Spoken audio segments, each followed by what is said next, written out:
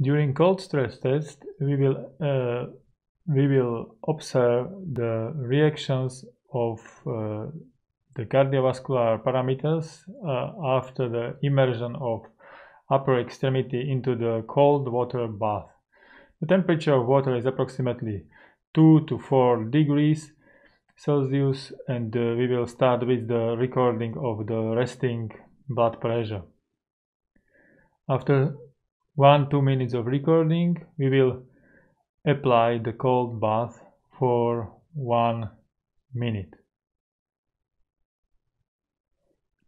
After 1 minute, we can finish the cold stress and we will dry the forearm. We will wait for 1-2 minutes.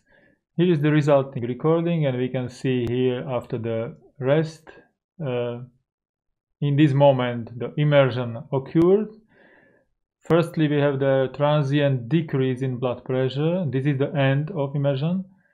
And after short-term decrease of blood pressure, we have the relatively prominent increase in blood pressure, reaching up to 150 millimeters of mercury in systolic blood pressure. In diastolic, it was more than 90.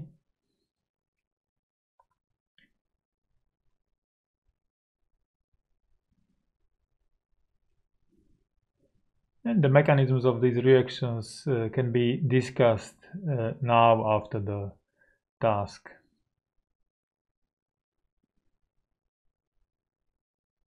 We can see that the pulse pressure increased too, so the difference between the systolic and diastolic blood pressure increased.